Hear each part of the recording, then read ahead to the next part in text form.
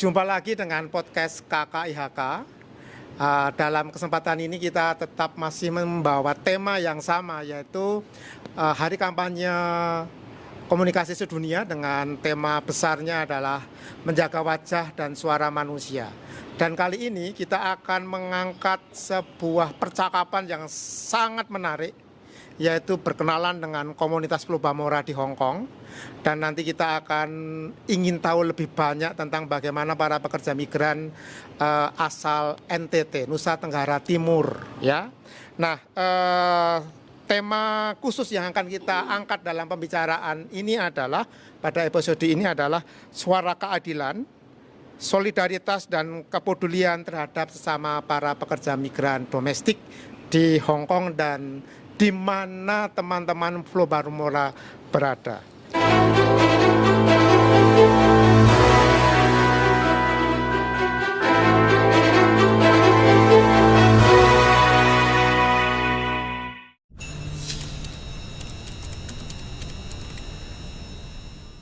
Baik, ini sudah bersama saya, Ketua Pulau Bamora, ada Ibu Ona. Dan nanti perkenalkan lebih jauh ya. Oh iya, betul. Lalu ada Kak Rea Embun, ada Kak Yuli Gale. Ya, ini tempat-tempatnya berbeda-beda. Tetapi kita mau berkumpul di sini tidak mau menyanyi atau bertanya, "Lo, Veronica, tahu kok?" Kok Veronica kah? Kita tidak mau bicarakan Om Storm dan Bung punya Mama Maria Bung suami. Lagi viral booming ini. Ibu Ona, bisa kan ceritakan sedikit, perkenalkan Ibu dengan Pulau Bamora di Hong Kong bagaimana? Saya perkenalkan diri dulu. Iya, silakan perkenalkan diri. Saya Kristintia Ona Lengari. Saya Ketua Pulau Bamora. Saya berasal dari Kabupaten Lembata, Provinsi NTT. Ya, Pulau Bamora ada berapa jumlahnya kalau di Hong Kong aja? Di Hong Kong aja Di Hong berapa? Kong ya. Yang aktif selama ini setahu saya hanya 45 orang. Oh, tetapi kalau kumpul waktu itu Romo Heri di sini itu banyak sekali teman-teman Pulau Bamora. Ada yang sudah pulang, ada yang punya kegiatan di luar. Ada kegiatan masing-masing di luar. Jadi mereka gereja itu ketika kalau ada hari raya, hari besar, pasti mereka hadir, semua hadir. Itu banyak. Kalau di total semua mungkin kita banyak sekali. Bisa lebih dari 100, 200-an? Ya. Oh, di Hong Kong saja itu? Di Hong Kong. Ya. Oh, oke. Katanya Ibu Ona baru jadi ketua kah? Iya, benar. Oh, tuh baru terpilih. Oke. Ibu Ona kenal dengan Om Storm? Saya tidak kenal Om Storm itu. Sonde kenal. Oke, Ibu, bisa diceritakan nggak bagaimana Pulau Bamora dan kegiatan apa selama di Hong Kong? Kegiatan selama di Hong Kong, tentunya hari Minggu libur, kita ke gereja dan ada aktivitas di gereja, kor, ada yang menari, ada yang banyaklah kegiatan di gereja. Kalau public holiday, tergantung, ada kegiatan komunitas, kita ke outing misalnya, atau itu kalau nggak ada kegiatan dari komunitas, kita bikin acara sendiri, kumpul-kumpul sendiri. Kumpul sendiri, dan memang ada pengurus Pulau Bamora khusus ya di Hong Kong ya? Ada. Dan itu apakah itu terkait juga teman-teman yang non-Katolik atau sebagian besar Katolik? Sebagian besar Katolik sih. Sebagian besar Katolik. Mungkin gimana sih Pulau Bamora itu sebenarnya, kok kenapa namanya Pulau Bamora? Kakak Yuli Gale kah? Bisa jelaskan kah? Nama saya Yuli Gale. Kebetulan saya pengurus sekretaris Pulau Bamora Umum. Tapi agak tidak aktif sekarang karena memang kegiatannya hanya untuk Pasca Natal dan Pasca. Pulau Bamora itu sudah ada di Hong Kong sejak sudah 90 kalian yang lebih 2000-an, sekitar tahun 2011 kalau tidak salah, yang kita bisa kumpul bareng. Itu dia pembinanya seorang pendeta dan pastor yang berasal dari NTT, termasuk yang sekarang Bapak Aris dan Pastor Paterlius. Oh, Paterlius itu Iya, pembinanya itu sama Flobamora Bapak Umum. Pendeta Iya, Aris. Aris. Oke. Itu Flobamora Umum. Sebenarnya Flobamora itu kepulauan yang digabungkan di NTT, 4 pulau besar, Iya. makanya disebut bumi Flobamora, Flores, Sumba, Timor, dan Alor. Itu pulau-pulau yang hanya bisa hanya bisa pakai menempuh dengan kapal atau pesawat. Oh, pesawat. Iya. Oh. Karena seandainya kalau datang ke Pulau Timor, turunnya di Kupang itu bisa keliling semua Pulau Timor dari Kupang sampai perbatasan Timor Leste. Begitupun kalau pergi ke Flores, Iya. dari barat bisa sampai ke timur. Iya. Jadi dia hanya satu pulau yang bisa digapai dengan kendaraan kalau sudah ke pulau tersebut. Itu uniknya Flobamora. Karena dia kepulauan. Kepulauan, Terus ada ya. juga Pulau Sumba. Sumba itu kan ada 3 kabupaten. Ada Sumba Timur, Sumba Barat Daya, Sumba Barat. Nah, itu satu pulau. Jadi kalau sudah sampai di satu pulau tersebut, bisa keliling semua kabupaten yang ada di pulau tersebut. Tahu nggak Veronica dari mana? Ada, Veronica itu dari tempat saya di Kupang. Iya, karena itu lagunya terkenal dari tempat karena saya. dari Kupang kok. Dari tempat saya dari Kupang. Oh, gitu. Omstrom juga dari Om Kupang. Strom itu sekarang lagi terkenal karena suka menambal jalan. Karena pemerintah kurang memperhatikan Itu dia. benar itu. Dia menambal jalan supaya tidak terjadi kecelakaan. Itu ceritanya lagu Veronica. Iya. Iya. Terkenal nggak di Manggarai? Kakaknya bisa nggak? Coba.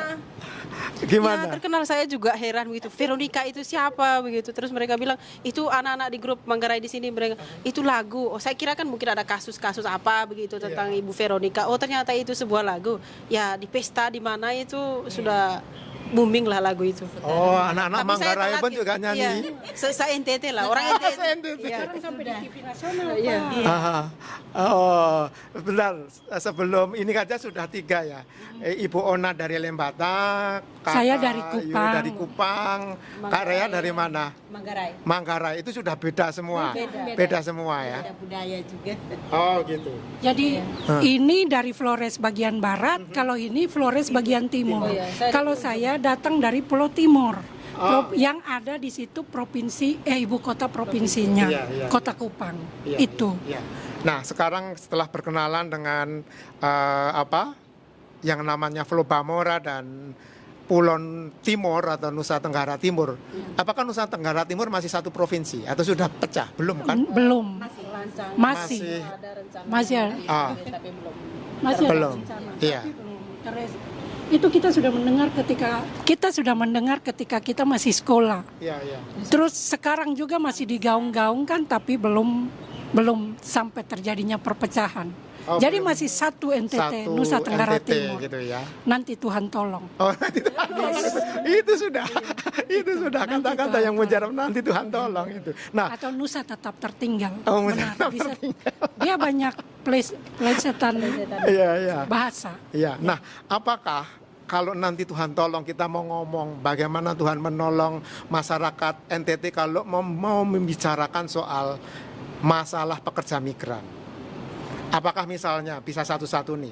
Apakah dari Pulau Timur, Kupang dan sekitarnya itu ada banyak pekerja migran, Manggarai juga atau Lembata juga, nanti bisa cerita satu-satu. Silakan. Mungkin mulai Mungkin dari dari Kakak saya Yul. dulu. Ya. Saya memang saya memang menetap di Kupang, tapi kebanyakan perdagangan ini orang tuh dari Pulau Timur tuh paling banyak. Itu biasanya mungkin karena karena ekonomi, faktor ekonomi. Karena Pulau Timur itu sangat luas, Pak. Sampai di pelosok-pelosok daerah yang susah dijangkau oleh komunikasi, tapi mungkin sekarang sudah berubah ya, karena kita sudah di sini sudah lama.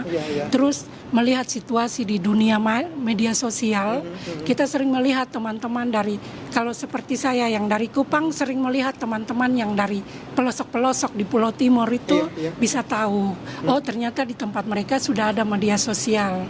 Tapi masalahnya media sosial ketika berkembang tidak dengan hanya menggunakan untuk kesenangan tanpa menggali informasi, komunikasi atau membaca berita-berita yang penting. Kebanyakan hanya berita-berita yang hari ini saya mau baca berita ini yang menyenangi hati saya.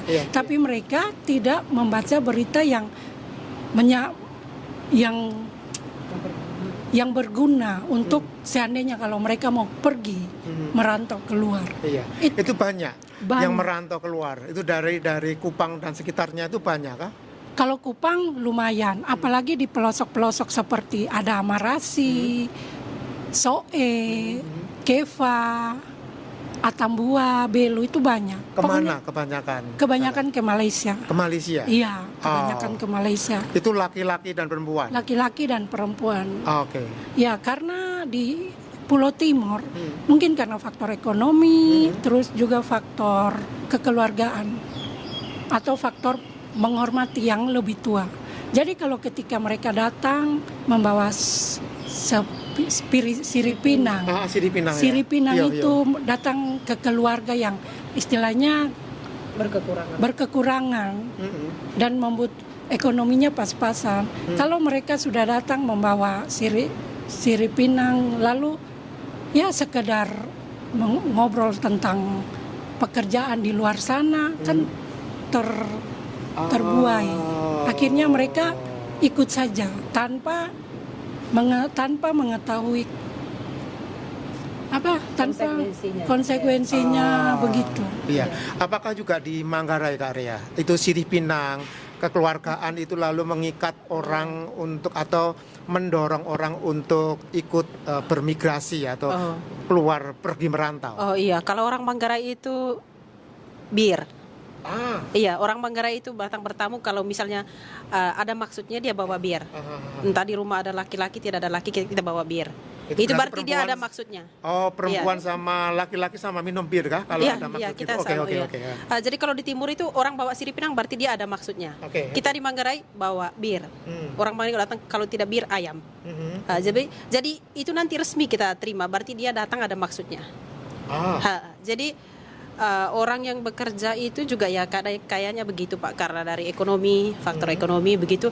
Kalau ada keluarga yang mungkin lebih sedikit atau pernah merantau, nanti dia datang ngajak begitu. Misalnya ada keluarga yang melihat keluarga itu mungkin ada kekurangan begitu, nanti dia datang, orang Manggarai itu ya istilahnya adat lah ya, bawa bir begitu, nanti diajak kerja kemana gitu. Tapi selama ini Manggarai itu kebanyakan ke Malaysia, laki-laki. Kalau yang perempuan, apakah perempuan di sini ke Taiwan, ke Singapura atau ke Singapura ada tidak banyak. Di sini juga orang Manggarai itu hanya 10-an lebih. Kebanyakan kita itu laki-laki yang merantau ke Malaysia. Sekarang sudah agak berkurang, lebih banyak ke Kalimantan. Ke Kalimantan mana? Ke Kalimantan yang daerah sawit-sawit itu loh Pak. Tetapi masih masuk daerah Malaysia itu kah? Oh bukan, Indonesia. Masih tetap Indonesia. Bahkan kemarin Pater yang kesini itu dia bilang dulu saya tugas di Kalimantan, umat saya itu satu wilayah itu orang Manggarai semua. Iya. Sudah berkurang ke Malaysia sekarang itu ada masih tapi sudah berkurang dan ya banyak ke itu. Ke Kalimantan. Ke Kalimantan. Bagaimana dengan Lembata? Berbedakah itu tadi sirip pinang, ini bawa bir, Lembata bawa apa kah? Lembata juga sama, selain sirip pinang tuak putih. Tuak putih. Oke. Itu mungkin khas ya kalau bertamu ke rumah orang atau ada niat atau maksud dan tujuan tertentu pasti membawa dua makanan tadi, makanan dan minuman. Dan pasti diiming-iming lah, kamu bekerja di luar negeri supaya memperbaiki ekonomi keluarga. Dan kurangnya informasi dan tergiur dengan gaji tinggi, mereka berangkat saja. Dan di situ mereka tidak melihat resiko tinggi yang sering terjadi selama ini, yaitu penipuan, penipuan, eksploitasi, dan bisa kehilangan nyawa. Karena beberapa dari Lembata itu juga ke Jakarta. Mereka mungkin sebagian itu sudah keluar jauh ke Malaysia, tapi saya karena hidup di luar terus, jadi saya tidak terlalu tahu perkembangan di kampung. Tapi yang saya ikut di media sosial itu banyak yang ke Medan, ke Makassar, pekerja-pekerja rumah tangga itu. Tetapi ya begitu, kadang disiksa, gaji tidak tentu, dan ditambah lagi dengan minimnya pendidikan, jadi mudah dibohongin, seperti itu. Apakah jadi persoalan besar dari, katakanlah saya katakan kalau saya membaca berita-berita itu, bahwa banyak pengiriman pekerja migran yang dari NTT itu disebut ilegal atau non prosedural karena ikatan tadi diceritakan itu berpengaruh. Berpengaruh artinya sekali. Berkontribusi untuk orang udah ikut saja dengan saudara lalu tanpa menghiraukan prosedur yang ada. Apakah itu lalu berpengaruh? Itu berpengaruh. Berpengaruh, sangat berpengaruh sekali. Datangnya itu tadi membawa itu sudah seperti ada Karena kalau budaya orang timur itu ketika ada tamu datang tuh sangat diterima, apalagi kalau dia membawa sesuatu, sangat diterima. Dan istilahnya orang kita bagian pelosok itu ramah, ramah. Mereka tidak punya pikiran negatif terhadap tamu yang datang. Jadi istilahnya kalau kita di bagian timur sana yang tamu datang, biar kita tiap hari makan, istilahnya makan tanpa lauk. Ada ayam 1 ekor pun dibunuh hanya untuk tamu yang kita tidak kenal itu. Tamu lebih berharga dari kita yang ada di dalam rumah situ. Oh gitu ya? Iya. Jadi istilahnya semiskin-miskinnya kita, makan hanya dengan nasi atau apa, dengan lauk seadanya. Kalau tamu datang harus menyajikan yang paling baik. Paling baik. Iya. Makanya karena keramah tamahan, menerima orang dengan sangat baik, akhirnya mereka tuh gampang mengikuti apa yang tamu itu inginkan, minta gitu. Iya. Tetapi juga saya pernah membaca, itu benar atau tidak, entah nanti di Manggarai atau di mana, bahwa banyak agensi atau sponsor untuk merekrut para pekerja migran asal NTT itu lewat pertemuan Katolik, kegiatan Katolik, komunitas di sana.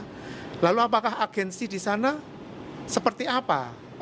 Lalu kalau kekeluargaan bisa merekrut orang? Kalau yang saya tahu, memang di Kupang itu ada agensi-agensi yang mengirim para pekerja ke luar negeri. Itu yang legal ya Pak, karena ada perusahaan-perusahaan. Nah kalau yang dari daerah-daerah yang terpencil, mereka mendekatinya dari mulut ke mulut, lalu datang calo itu. Calo bukan orang lain, calo itu dari keluarga kita sendiri, yang bisa melihat situasi, yang bisa melihat situasi, dan juga dia yang sudah mengalami apa yang terjadi di kota. Jadi dia istilahnya keluarga itu dia mencari keuntungan dengan menjadikan dirinya sebagai calo. Itu yang saya tahu. Dan itu marak di mana-mana. Kebanyakan begitu, hampir semua. Hampir semua.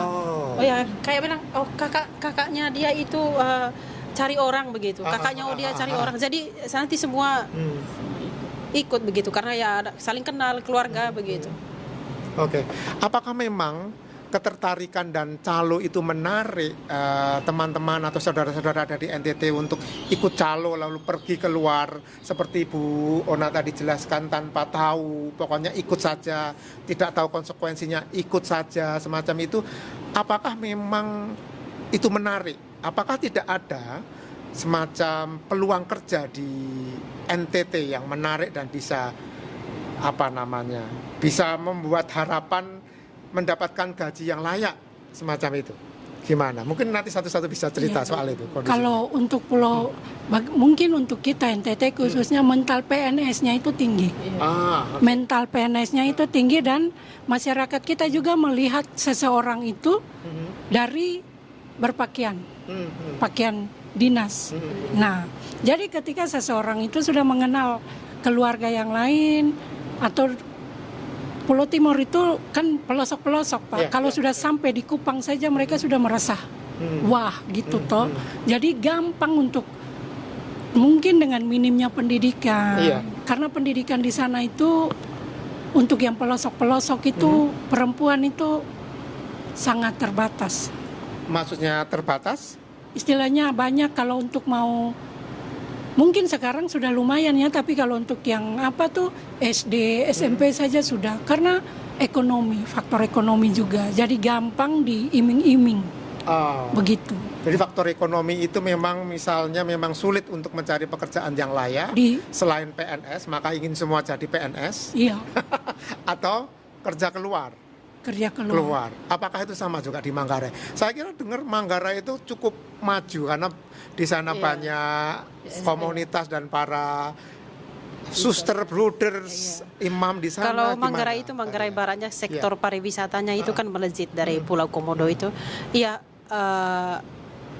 untuk kerjanya lumayan banyak tapi gajinya juga tidak sesuai. Tidak sesuai. Iya, ada teman yang kerja begitu ya, kalau lihat jabatannya apa dulu mungkin gajinya cukup, tapi ada teman yang ya jabatannya di bawah ya kerja gajinya juga tidak cukup begitu. Jadi kalau Manggarai lain, Manggarai Tengah, Manggarai Timur, kebanyakan yang keluar itu Manggarai Timur. Padahal Manggarai itu sebenarnya bumi yang kaya sekali. Kita bisa Manggarai itu penghasil padi terbesar di NTT. Iya. Kita padinya banyak, kopi juga banyak. Pokoknya hasil pertanian itu banyak dari Manggarai Timur. Tapi bagus orang tua di Manggarai itu lebih senang menyekolahkan anaknya. Kayak kalau orang tua itu mampu, ya anaknya sampai kuliah. Tapi kalau di Manggarai itu ada dalam satu keluarga, dalam satu kampung, itu kita satu keluarga besar itu setiap tahun menyekolahkan anaknya. Jadi semua keluarga itu kumpul uang, kita pesta, kumpul uang untuk nyekolahin anak begitu. Orang Manggarai itu bagus untuk menyekolahkan anak. Tapi ada seperti saya, ya tidak, mungkin ya orang tua tidak mampu kita di sekolahkan, tapi kebanyakan begitu di sekolah kan ya pekerjaan ya dari guru, walaupun guru honorer atau di bidan, itu lumayan. Tapi kebanyakan laki-laki yang keluar. Oh gitu. Iya. Sejak tahun berapa kamu Rea? 2009. 2009 Iya, sudah merantau. ke Hong Kong. Iya. Atau pernah ke negara lain? Oh, ini pertama sekali di Pertama sini. sekali. Iya. Dan memang sejak lalu selesai SMA Iya. atau lalu jadi pekerja? Iya. Migran? Masih pernah dulu kerja di Surabaya dalam biara begitu. 2 Aha. tahun, terus yang punya PT itu kan dia seperti bawa anak-anak dari PT praktek, karena itu kan tempat penitip anak TK begitu. Jadi yang punya PT itu kebetulan dia orang Katolik, terus dia bilang, kamu mau jadi suster? Saya bilang, enggak Bu, udah ke Hong Kong aja. Ya saya tergiur gitu. Ya saya tergiur ke sini itu ya karena yang punya PT itu. Terus diminta izin ke suster kepala. Dia bilang, Bu jangan Bu, anak orang itu. Saya nggak tahu gimana tanggung jawab ke orang tuanya. Saya nggak minta izin ke orang tua ke sini. Saya nggak minta izin orang tua. Saya udah di sini baru kasih tahu orang tua saya. Oh kak? Iya. Oh, orang Iya. tua baru tahu Iya. setelah kamu di sini. Mama saya bilang, itu di mana? Saya bilang di luar negeri. Itu di mana di luar negeri? Jauh. Saya bilang naik pesawat ke sini. Ya, kita orang kampung itu di pikirannya jauh sekali. Mama saya itu nangis, kamu pulang sekarang. Saya nggak bisa pulang begitu aja, saya bilang. Tapi sudah pernah pulang, sudah sering pulang kan? Sudah sering pulang. Iya. Dan itu masih Rea. Ingin tahu apakah juga kamu sekarang menanggung saudara atau adik atau siapa selama pekerjaan ini untuk membiayai pendidikan? Iya, tapi adik saya sudah selesai sekolah semua. Sudah selesai semua. Iya. Dan kamu yang menanggung, yang membiayai Iya. atau Ya, tadi? masih campur orang tua, tapi ya masih bantu-bantu orang tua Oke, dulunya. oke. 3 adik saya. Oke. Iya, kebetulan setelah adik 3 itu terus mama saya sakit. Dia kena kanker, jadi selama 3 tahun itu saya merawat mama saya. Hampir 4 tahun lah. Pulang. Tidak, maksudnya saya usahakan untuk pengobatannya. Oh, pengobatan kamu tetap di sini. Iya. Terus siapa yang merawat mama? Kakak saya. Dia dulu kakak saya sulung itu di Makassar. Jadi punya pilihan kalau saya pulang kakak yang kerja. Kalau dia pulang saya yang kerja. Jadi pilihannya ya gaji saya kan di sini lumayan. Saya yang kerja. Kakak saya yang rawat mama saya, almarhum mama saya. Oke. Iya. Terima kasih. Gimana Ibu Ona? Ini pertanyaannya hampir sama. Apakah memang di Lembata situasi orang memutuskan untuk bekerja migran menjadi ini lebih karena faktor ekonomi yang sangat sulit? Ya betul. Faktor ekonomi itu yang nomor satu ya. Terus seperti yang dua teman tadi bilang, pendidikan, orang melihat dari seragam. Nah, dan di sana kalau mau kerja gajinya standar, dilihat dari tingkat seragamnya tadi. Apalagi kita yang tidak berpendidikan, ya. Dan kedekatan secara emosional itu yang membuat mereka memilih untuk bekerja di luar negeri tanpa informasi yang jelas. Nah, jadi ketika mereka tergiur dengan gaji besar tanpa melihat bahwa kita ini benar tujuan ke sana ini, perjalanannya ini bagaimana, kan ada proses-prosesnya sebelum masuk ke luar negeri itu kan ada di PT dulu untuk dibina dan sebagainya. Nah kita di kampung kan kalau di kampung langsung terjun ke sini, gaya hidup di kampung dengan di sini yang kita ngepel apa segala macam pakai robot dan sebagainya. Kan itu juga menjadi permasalahan ketika dengan majikan dan komunikasi, bahasa, terutama bahasa. Terus kita pendidikan yang standar, majikan omong lain kita buat lain, itu yang menjadi kesulitan. Dan banyak kasus yang terjadi itu, jangankan ke luar negeri, di Indonesia yang satu bahasa saja disiksa, bahkan kehilangan nyawa. Nah, itu karena pemahaman, karena tidak dibina atau dididik dulu dengan standar tamatan SD, terus di kampung saja yang kita minta maaf kita lantainya tanah, kita tidak tahu ya, hidup seadanya ya. Terus tiba-tiba kita bekerja di luar kota, misalnya di Jakarta nih, yang kita harus ngepel, harus bersih, dituntut dia itu kan tidak punya wawasan, jadi kayak agak susah, agak susah. Jadi saya itu banyak keluarga saya yang minta mau kerja di sini, saya bilang jangan, lebih baik kamu di kampung saja karena di sana itu keras. Di sana kita kerja di luar negeri itu butuh mental kuat, fisik, psikolognya juga harus. Kalau model-model kamu begini jangan. Terima kasih tadi ceritanya Ibu Ona. Saya mau melanjutkan apa yang diceritakan oleh Ibu Ona bahwa karena kurangnya pendidikan dan juga tadi tradisi orang Timur itu tidak mau menolak saudara yang mengajak semacam itu, lalu tidak dipikirkan lagi bahwa bekerja ke luar negeri itu lalu punya resiko dan konsekuensi. Tadi Ibu Ona juga menceritakan bahwa bahkan sampai ada yang kemudian mengalami karena ketidaktahuan disiksa dan kemudian sampai meninggal. Nah ini cerita ini tidak terjadi di mana, tidak terjadi di luar NTT, tetapi saya mau ingin tahu bagaimana pendapat Ibu Ona atau nanti Kak Rea atau Kak Yuli tentang ini. Kejadian eksploitasi di pub Eltras. Pernah dengar itu kah? Ada seorang punya pub Eltras lalu di Maumere. Ya, itu di Sika. Nah, itu lalu mengangkat orang itu kebanyakan dari Jawa Barat untuk menjadi staf di sana. Ternyata tidak sesuai dan macam-macam terjadi sebagai pegawai pub dan bahkan dieksploitasi ke seksual semacam itu, dan itu yang membela adalah Suster Ika SSPS, ini temannya satu kongregasinya Suster Ruth ini ya. Tetapi menariknya itu kemudian yang membela pemilik pub Eltras itu kan seorang Romo, namanya Romo Epi Rimo pembelanya, pembela pemilik pub Eltras ini, lalu kan menggoncang karena kan masyarakat NTT itu sebagian besar itu kan adalah Katolik. Nah, tetapi yang membela korban itu adalah seorang suster, yaitu Suster Eka. Tetapi yang membela pelakunya, pemilik pub El Trust itu adalah seorang Romo.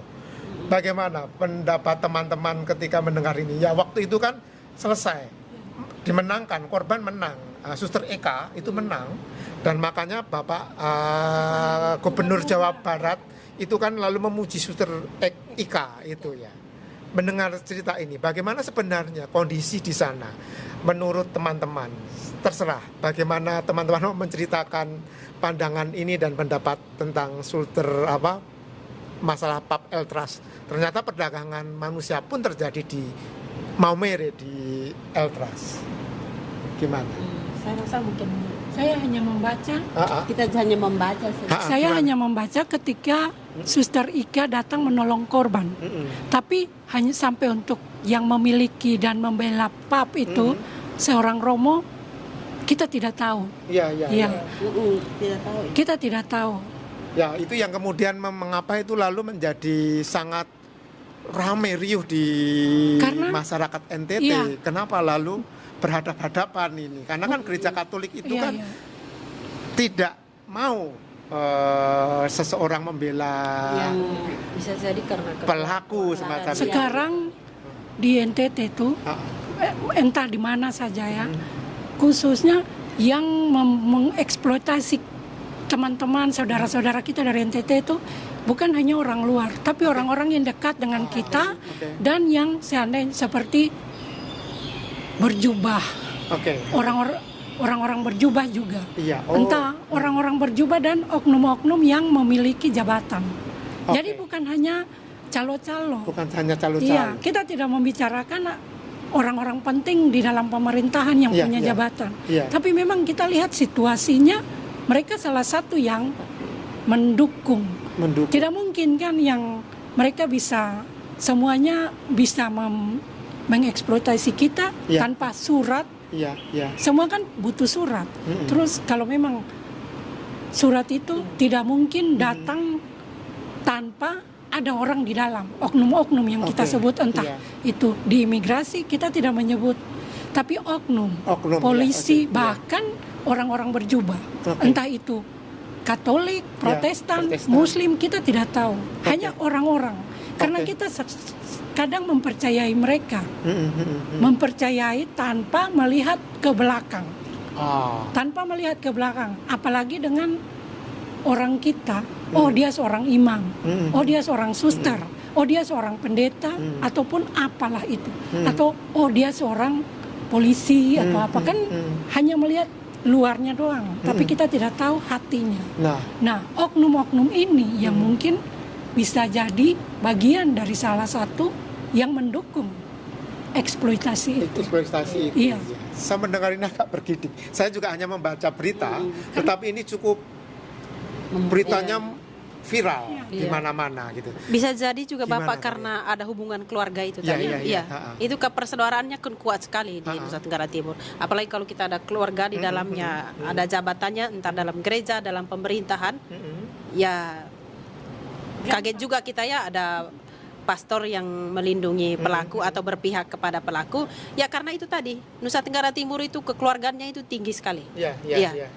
Kalau suster misalnya suster itu sebelah yang membela korban, misalnya mungkin ada hubungan keluarga pastor dengan itu pelaku, ya bisa jadi pastor yang dimajukan untuk jadi pembelanya pelaku itu. Ya karena itu tadi kekeluargaannya tinggi sekali. Terus dalam keluarga itu ada orang yang menjabat, entah di mana saja, ya itu bisa jadi. Apakah kasus-kasus semacam ini yang terjadi di luar dan juga yang di dalam tadi ya, contohnya itu pasti tidak mudah ya bagi masyarakat NTT yang sangat religius, terutama banyak mayoritas adalah Katolik, untuk bisa memahami suasana itu. Apakah memang situasinya itu karena ikatan persaudaraan itu bisa lalu menumbuhkan eksploitasi atau saling makan kah? Bisa jadi. Atau gimana sebenarnya yang terjadi di sana, di lapangan, di kampung? Bisa jadi. Tapi ini kan istilahnya ini terjadi di Sika, di Maumere kan. Maumere itu yang kalau mau dibilang pusatnya para imam. Ladalero kan ada di situ. itu mungkin jauh dari saya karena saya di NTT itu di lingkungan yang tidak banyak imam begitu. Ya, Jadi saya tidak terlalu tahu dengan para pasti tidak mudah untuk Tidak menjelaskan mudah karena kita menjelaskan, sebenarnya punya ikatan yang sama Iya. bahwa kita sama-sama Katolik, tetapi di wilayah yang Katolik kenapa ini terjadi? Iya, Sama-sama Katolik saling tadi Iya. Tadi Kakak ya. Yuli mengatakan apa oknum-oknum ini oknum-oknum banyak. saling mengeksploitasi dan mengambil keuntungan. Iya, keuntungan pribadi. Iya. Kan apalagi kita tahu imam itu kan tidak memiliki harta dan tidak Iya. apa, tapi kita Iya. tidak tahu mereka buat apa di belakang kita Iya, para umat. Benar kan? Mm. Nah, jadi kita hanya melihat mereka ketika pakai jubah, Iya. tapi kita tidak tahu apa yang sebenarnya mereka lakukan di belakang. Iya, iya. Jadi sebagai pribadi kita seorang Katolik, kita jangan melihat imamatnya, tapi kita melihat oknumnya. Oknumnya. Iya. Oke, itu salah Itu salah oknum. pandangan yang Iya. sangat menarik. Iya. Benar, karena Iya. kalau mau melihat imamnya tidak semua imam seperti itu. Mau melihat jubah Iya. atau yang punya jabatan, Iya. tidak semua orang. Hanya oknum-oknum yang entah itu serakah atau ingin memiliki lebih. Mhm. Nah, itu kan yang kita hati-hati dengan Iya. oknum-oknum seperti itu. Apakah juga ini isu semacam ini sampai ke Flobamora? Teman-teman Flobamora apakah sering membicarakan di WhatsApp grup atau di manakah atau sempat diomongkan lalu bagaimana sikapnya gitu, Di Ibu Ona? WhatsApp group, Ya. di WhatsApp group kita tidak bicara soal itu karena kita merasa bahwa itu di luar sana dan kita tidak berada di tempat, kita juga bukan bagian dari pelaku itu. Kita Iya, di iya. sini hanya fokus pada tujuan dan kerja kita. Iya, iya. Cuman kita hanya melihat berita-berita yang lalu lalang begitu. Menurut pandangan saya itu suster membela korban dan pastor membela pelaku. Ini dua kubu yang menurut pendapat saya itu luka bagi setiap gereja. Iya. Iya, iya. Luka bagi setiap gereja dan luka kemanusiaan. Iya. Nah, ini saya merasa bahwa di NTT itu mayoritasnya orang kenal kita Katolik ya. Kristen. Terus ada dua kubu yang begini, bagaimana orang luar melihat kita? Dan itu satu apa ya? Sesama manusia itu ciptaan itu berharga, tapi kenapa harus suster membela korban dan pastor membela pelaku? Dan seperti yang dijelaskan Kakak Yuli tadi itu ada oknum-oknum tertentu dan memang pasti ada. Karena di sana kan kalau ada orang dalam pasti dia merasa bahwa dia punya wewenang. Iya, iya, iya. Gitu. Keluarga itu Punya kekuatan, ada ikatan keluarga. Saya yang berdiri pasang badan di depan. Tidak memandang kamu itu pastor, kamu itu berjubah atau kamu oknum-oknum yang berseragam lah. Ya. Yang penting kalau ada keluarga, ya itu kita Harus pasang badan. pasang badan. Seperti itu yang Ya. setahu saya ya. Ya, ya. Dan itu panggilan itu tidak boleh diam dengan hal ini. Karena merasa kayak kita yang lain di luar ini juga kita rasa kecewa ya. Maksudnya kok kenapa bisa begitu? Sekalipun suster itu menang ya. Tapi pasti akan ada korban-korban berikutnya. Karena jaringan itu kekeluargaan dan jaringan kekeluargaan dan tadi orang itu. dalam orang itu ya. Terus mungkin faktor kedekatan secara emosional mungkin kita dari satu daerah juga bisa jadi kan. Iya, iya. Iya. Jadi itulah kita di luar sini jadi hanya lihat-lihat di Facebook saja. Iya, iya, itu kan Hanya memandang di mana-mana itu, di Ya. Facebook, di Instagram Iya, banyak ditemukan, heboh sekali waktu itu. pastor itu membela korban. Saya tidak melihat berita itu. Saya hanya ada. melihat, saya hanya fokus di suster yang membela. Suster yang membela. Iya. Saya Iya. juga di Saya juga baru tahu ini kalau ada. pastor ini saya baru dengar Iya. ini. Tapi Ini kan pertama kali saya juga mengikuti suster yang membela korban. Awalnya kan sampai suster itu kan mengadakan protes, kan membawa protes. Tetapi ketika terus diikuti, loh kok beritanya sampai seorang imam yang dia memang punya status sebagai belajar advokat, lalu yang membela korban, dan itu yang semakin membuat heboh di media sosial dan media-media lain itu. Karena saya mengikuti, Iya. tapi saya tidak mengikuti sampai pemilik Iya, membela pelaku ini, Membela pelaku. sampai gubernur Jawa Baratnya datang tuh. iya, Iya, tapi kita tidak mengetahui kalau yang membela pelaku seorang imam. iya. Nah, ketika saya membaca itu, wah ini bagaimana nih masyarakat NTT ini melihat kasus ini, karena pasti tidak mudah bagi masyarakat NTT untuk bersikap karena hampir sebagian mayoritas adalah Katolik Kristen Ya, apalagi gitu ya. itu di Maumere, Ya, apalagi di Maumere, yang punya, betul. Iya. yang sering mengirim para misionaris. Para misionaris, iya. Semuanya dari situ. Orang dari sana. Oke.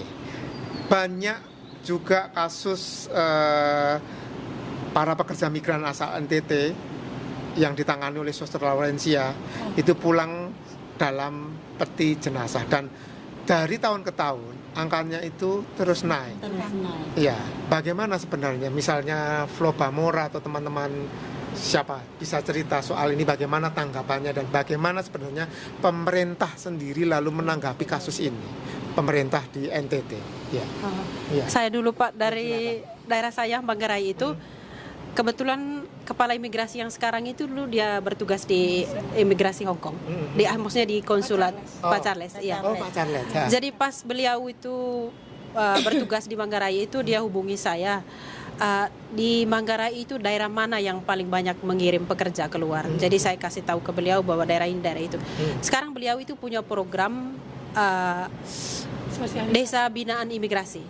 Jadi dia sosialisasi ke setiap desa, khususnya desa-desa yang banyak mengirimkan pekerja ke luar negeri itu, beliau mengadakan sosialisasi. Dan saya tanya beliau semalam, Bapak bagaimana tanggapan masyarakat tentang sosialisasi ini? Beliau bilang ini luar biasa tanggapannya, dan ada contoh begitu, pekerja yang ke Malaysia tanpa dokumentasi lengkap, di penjara begitu. Diurus sama Bapak Charles, terus setelah itu selesai baru dia pulang begitu. Jadi sudah luar biasa sekali. Bapak Charles itu sudah mengelilingi Manggarai, setiap desa-desa itu. Artinya ada kemajuan untuk iya, menangani masalah ini. Ya. Jadi fokusnya dia itu ke imigrasian, terus hukum, semua, terus syarat-syarat bekerja di luar negeri, itu yang dia fokuskan. Iya. Dan saya melihatnya bagus sekali. Ya, jadi Bapak luar biasa sekali. Iya, itu untuk daerah saya Manggarai sekarang. Oke, Jadi dia syukurlah. bilang itu disambut bagus oleh masyarakat. Iya. Lalu apakah ini juga di daerah Kupang dan sekitarnya Timor bagaimana? Kalau di provinsi itu, saya kan di provinsinya. Iya. Yang saya melihat kayaknya pemerintah lambat menangani. Makanya dari tahun per tahun tuh yang ada peningkatan terus. Tapi bagusnya di Kupang ada suster dan pendeta yang saling bekerja sama Iya, betul. untuk selalu ada buat para pekerja entah yang meninggal dan yang bermasalah. Mereka punya jaringan sepertinya. Tapi saya tidak pernah melihat pemerintah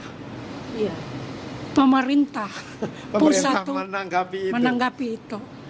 Ya, saya hanya sering mendengar seperti yang Rea bilang, Pak Charles, karena beliau pernah di sini. Ya, beliau pernah di sini. Jadi dia tuh membantu. Dia membantu. Itu sudah bagus, tapi saya tidak melihat hal yang sama terjadi di Kupang. Yang saya melihat setiap jenazah yang datang hanya keluarga, suster dan pendeta dan para relawan. Tapi tidak pernah ada pemerintah. Mungkin pemerintah yang khusus, mungkin yang bagian apa? PJTKI mungkin ada, tapi untuk yang pemerintah pusatnya tidak. Jarang terlihat. Apakah itu juga lalu menjadi keprihatinan Flo Bamora sebagai organisasi jaringan teman-teman dari Timor atau NTT? Kita itu juga prihatin Pak, karena kita sama-sama perantau di luar. Tapi karena kita datang di negara yang sistemnya jelas, hukum jelas, tidak pernah ada eksploitasi buat kita. Mungkin ada, tapi bukan saudara kita dan bukan teman kita dari NTT. Tapi kita kasihan dengan teman-teman kita yang di Malaysia, Ya, yang setiap hari, Ya, setiap saat kita lihat Betul. pulang dalam keadaan kaku. kaku, Iya. sudah jadi jenazah. Sudah menjadi. Terus Itu apakah karena sakit atau bagaimana sih sebenarnya kalau cerita dari yang didengar sampai teman-teman Yang dari timur? terakhir itu dari Ada yang Sika itu sakit. masih Ada yang- dialami penyebab kematian. Ah. Baru-baru yang tahun 2006 itu, Mm-mm. iya, yang dari Sika itu tahun 2006 April kemarin meninggal itu kematiannya masih didalamin. Mm. Iya. Dan pemulangannya juga susah begitu. Keluarga menunggu sampai berapa minggu itu baru itu. Itu juga suster yang itu. Saya lihat Suster suster yang Laurencia. jemput, ya suster yang jemput beliau jenazahnya. mengantar sampai ke Iya. kabupaten-kabupaten itu, Oh. Suster Lawrence itu. Sering berkontak dengan Suster Laurencia. Hanya Teman-teman hanya di sini. berteman dengan di Facebook, tapi jarang berkontak, tapi melihat terus perkembangan beliau, Ya, ya. perkembangan terus kalau ada yang saudara-saudara kita yang kita rasa pernah ada di Hong Kong yang mengalami musibah begitu, kita ada kumpulan Flobamora umum dari berbagai gereja juga Pak. Kita sering adakan doa bersama, uang duka Ya, itu. ya, ya. Entah itu yang meninggal ketika sudah sampai di Kupang atau yang lagi sakit dari sini. Oke. Itu yang kita buat dari Flobamora. Iya. Begitu. Sudah beberapa kali. Itu yang kita buat dari sini. Dan juga Di Malaysia itu juga kita. iya, yang pernah kasus Malaysia siapa itu?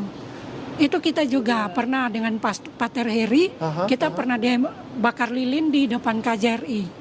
Itu Iya, beberapa iya. tahun lalu. Iya, iya, Ah. iya. Yang Hmm. siapa sih namanya itu? Saya lupa ya, Adelina atau siapa namanya. Adelvina. Adelvina, kasus Adel yang Iya.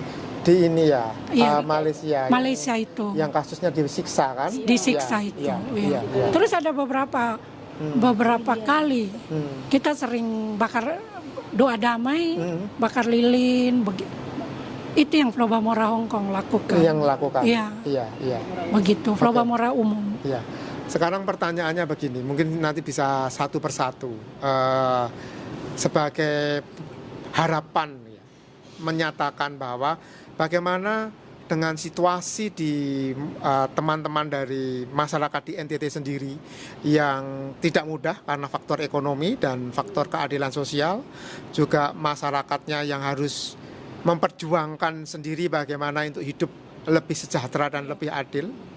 Dan kita di sini di Hong Kong, teman-teman melihat dari jauh, tetapi tentu saja pasti akan menyentuh di hati kan, melihat kasus-kasus yang terjadi di NTT sana.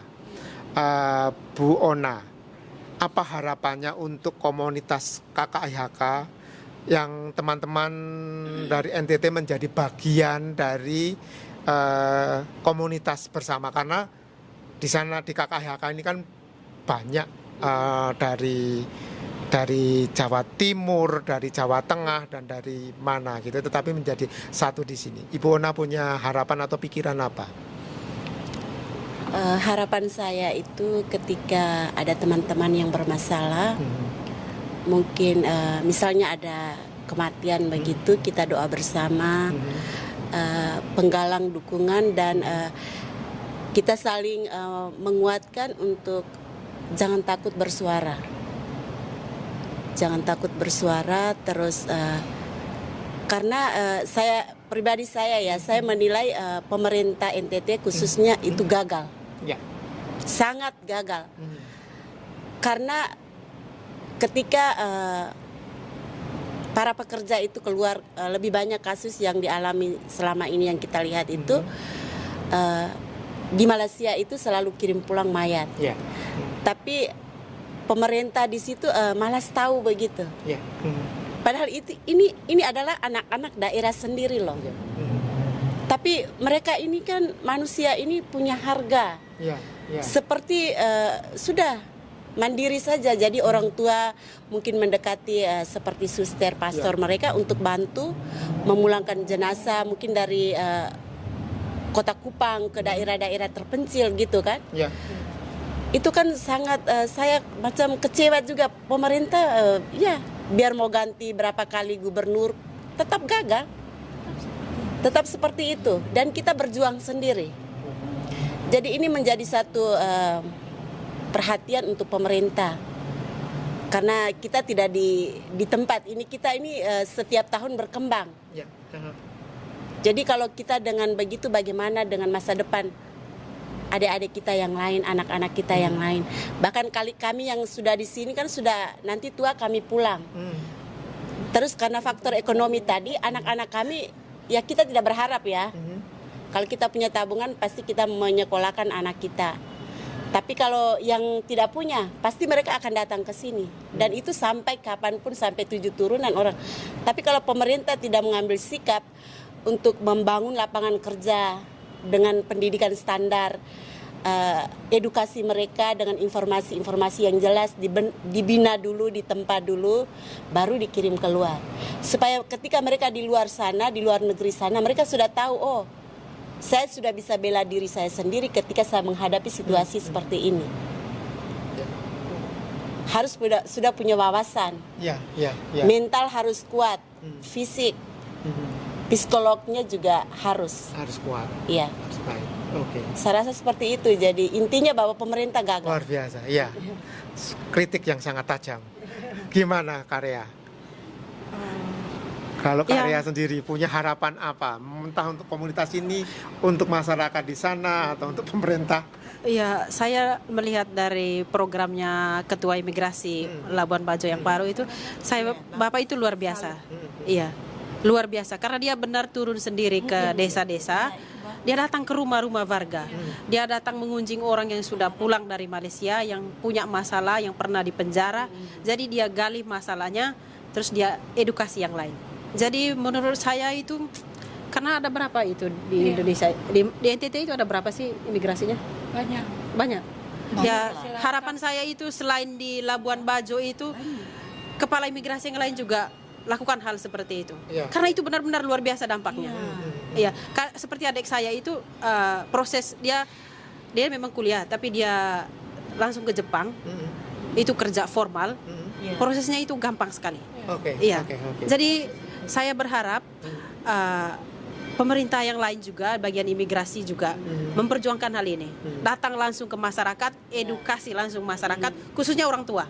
Ya, karena orang tua itu, oh ya anak nanti ada uang banyak di sana, ya kerja aja begitu. Kalau orang tua dikasih tahu, oh begini-begini prosedurnya untuk pergi, jadi mereka tahu melindungi anaknya.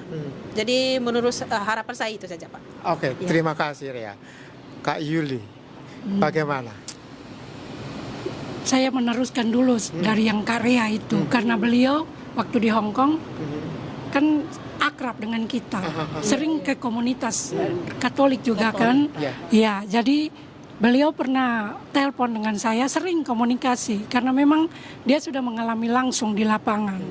Jadi saya pernah ngomong ke beliau, bilang, Pak Charles, semoga bukan hanya Pak Charles yang ada hati, tapi bisa menggugah entah itu imigrasi, pemerintah kita, khusus entah Pemda atau provinsi, untuk berbuat seperti yang Pak Charles buat. Karena beliau bilang, saya tuh sudah mengalami di Hong Kong. Jadi teman-teman kalau yang namanya sudah punya visa dari Hong Kong, beliau bilang kalau datang ke saya langsung kasih jalan. Karena saya sudah tahu situasi Hong Kong itu bagaimana. Yang sekarang, dia bilang begitu. Yang sekarang dia bilang itu susahnya di Malaysia, karena non prosedur itu sangat. Banyak calo atau banyak jaringan yang. Nah, kalau yang di Pulau Timur, saya lihat belum ada seperti itu. Karena imigrasi di Pulau Timur itu kan di tempat saya. Tapi belum ada seperti yang Pak Charles itu buat di Labuan Bajo. Dan harapan saya semoga ada yang mau mengikuti jejaknya beliau untuk datangin langsung, apalagi pelosok-pelosok. Tidak harus dia sebagai seorang kepala, tapi dia punya staf yang bisa datangin langsung atau mendampingi para jaringan-jaringan yang pemerhati buruh migran di NTT, khususnya Pulau Timur, entah itu dalam materi atau pendampingan, itu semua yang dibutuhkan oleh kita. Apalagi kita yang di rantau ini kalau melihat, kasihan. Kita hanya mungkin kita bisa membantu, tapi tidak langsung berhubungan dengan keluarga. Iya. Jadi kita hanya berharap supaya pemerintah tuh tolong perhatikan. Tolong perhatikan. Harapan kita semua pasti hanya itu. Dan kita juga pernah mengundang gubernur ke sini. Sebelumnya wakil gubernur, tapi itu beliau sangat aktif. Tapi untuk gubernur yang sekarang tidak ada harapan ke situ. Tapi tidak tahu ke depannya. Kita berharap. Yang aktif itu untuk menyuarakan human trafficking ini Pak Charles. juga Pak LSM. Iya. Gerak LSM itu Mereka di Labuan Bajo itu dan sekitarnya Flores itu gerak LSM itu bagus sekali. Banyak teman-teman saya di Labuan Bajo juga menyuarakan ini. Yang menyuarakan human untuk, trafficking ini. untuk supaya tidak terjadi lagi atau mengurangi terjadi perdagangan manusia. Mereka menyuarakan antara ada perkumpulan anak-anak muda begitu. Ada yang langsung menyalurkan pendapatnya ke pemerintah juga. Luar biasa. Teman-teman saya itu di Bajo. Sebenarnya kalau mau dibilang LSM dan anak-anak muda yang sekarang untuk NTT itu baik. Tapi kurangnya pendekatan dari pemerintah. Padahal LSM itu banyak loh untuk yang sekarang kan sudah punya solidaritas, empati terhadap buruh migran yang karena kebanyakan dari kita tuh kerjanya di luar. Banyak sekali tapi kurangnya perhatian, dukungan dari pemerintah setempat. Makanya jalan di tempat tidak pernah maju. Jadi dari tahun per tahun yang kita terima hanya peti mati. Tanpa ada bagaimana cara mengurangi. Entah kalau seandainya dalam tahun ini mungkin tidak sampai 100, setidaknya tahun depan kurangi pelan-pelan, dampingi. Malah ini semakin naik. Jadi nyawa manusia tidak ada arti untuk kita di NTT itu. Jadi pergi keluar tuh antara mati hidup dan sukses. Itu semua ada di pilihan tangan kita, di pilihan kita. Itu. Baik. Terima kasih, ini perbincangan yang sangat mendalam dari teman-teman Flobamora untuk mengetahui bagaimana situasi yang terjadi di NTT dan bagaimana juga pekerja migran, lalu perdagangan orang. Tentu saja tidak akan selesai pada sore ini dan percakapan ini, tetapi ini adalah suara keadilan, suara dari teman-teman Flobamora untuk bisa kita dengarkan bersama sebagai komunitas di KKIHK untuk sama-sama punya kepedulian yang lebih besar lagi terhadap saudara-saudara kita dari NTT. Kita sampai jumpa di episode podcast KKIHK berikutnya. Salam Flobamora. Salam Flobamora. Saudara. Suara keadilan. Di balik langkah kaki para pekerja migran, ada mimpi yang dibawa dari kampung halaman. Harapan untuk hidup yang lebih baik, untuk keluarga yang menanti di rumah. Namun, tidak semua perjalanan berakhir dengan sukacita.